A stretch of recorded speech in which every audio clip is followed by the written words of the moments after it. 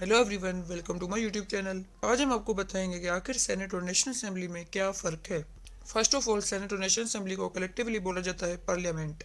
Parliament in दो चीज़ों से मिलकर ही बना है एग्जैक्टली। सबसे पहले अगर हम सेनेट की बात करें तो सेनेट को बोला जाता है अपर हाउस ऑफ पार्लियामेंट, और अगर हम नेशनल असेंबली की बात करें तो नेशनल असेंबली को बोला जाता है lower house of parliament. Senate के जो मेंबर या अरकान होते हैं उनको हम बोलते हैं सेनेटर्स, और नेशनल असेंबली के जो मेंबर्स या अरकान होते हैं उसको हम बोलते हैं MNA. MNA stands for member of national assembly. अगर हम दोनों के जॉब या वर्क की बात करें तो दोनों का जॉब या वर्क ऑलमोस्ट सेम ही है। दोनों ही लॉ मेकिंग बॉडी हैं। अगर कोई भी बिल पास किया जाता है तो उस बिल को कानून बनने के लिए पार्लियामेंट यानी नेशनल असेंबली और सेनेट की मंजूरी ज़रूरी है, और इसमें दोनों के एग्रीमेंट भी ज़रूरी है। अगर सेनेट या नेशनल असेंबली में से किसी ने भी रिफ्यूज़ किया तो वो बिल कानून नहीं बनेगा। अगर हम मेंबर्स की मुद्दत की बात करें तो नेशनल असेंबली के मेंबर्स की मुद्दत होती है 5 ईयर्स। इनकी इलेक्शंस हर 5 साल में होती है। और अगर बात करें हम सेनेटर्स की तो इनकी मुद्दत होती है 6 साल, लेकिन इनके इलेक्शंस हर 3 साल में होते हैं। नाउ द क्वेश्चन अराइजेज कि ये कैसे। देखें, हर 3 साल में आधे मेंबर्स की इलेक्शन होती है और नेक्स्ट 3 ईयर्स में अगले जो मेंबर्स हैं उनकी इलेक्शन होगी। इसी हिसाब से हर एक मेंबर की जो मुद्दत होती है वो होती है 6 साल। फॉर एग्जाम्पल, टोटल सेनेटर्स हैं 104। अब आने वाले 3 साल में इन 52 लोगों की इलेक्शन होगी। फिर नेक्स्ट 3 ईयर्स में जो बकाया 52 लोग हैं उनकी इलेक्शन होगी, पहले वालों की नहीं होगी।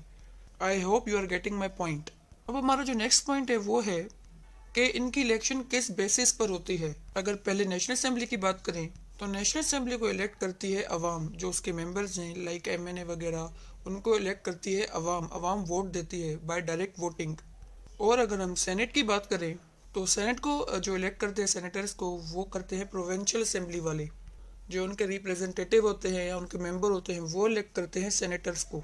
और एक और मज़े की बात है, इनकी सीट्स डिस्ट्रीब्यूशन किस बेसिस पर है। तो अगर सबसे पहले हम नेशनल असेंबली की बात करें तो जिस प्रोविंस की जो पॉपुलेशन है वो ज़्यादा होगी तो नेशनल असेंबली में उनकी सीट्स भी ज़्यादा होंगी।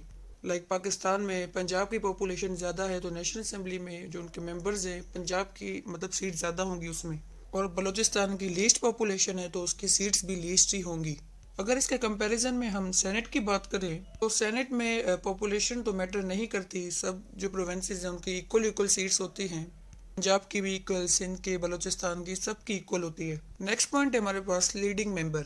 नेशनल असेंबली का जो लीडिंग मेंबर होता है उसको हम बोलते हैं स्पीकर, और सेनेट का जो लीडिंग मेंबर होता है उसको हम बोलते हैं चेयरमैन। चेयरमैन की खास बात यह भी है, इन केस अगर प्रेसिडेंट हमारा कहीं गया हुआ है या एब्सेंट है तो उसकी जगह चेयरमैन आ सकता है, जस्ट लाइक वाइस प्रेसिडेंट। अगर थोड़ा हम हिस्ट्रिकल पॉइंट ऑफ व्यू से देखें, हमारे पास जो नेशनल असेंबली है वो तो इंडिपेंडेंस से लेकर है, लाइक 1947 से लेकर हमारे पास नेशनल असेंबली है। लेकिन 1947 में तो कोई सेनेट का जिक्र ही नहीं था। सेनेट आई है हमारे पास आई गेस 1973 में। 1947 से 1973 तक जस्ट नेशनल असेंबली ही थी, जिसमें काफ़ी ज़्यादा डिस्प्यूट्स हुए। डिस्प्यूट्स इसलिए हुए कि क्योंकि सीट डिस्ट्रीब्यूशन इक्वल नहीं थी।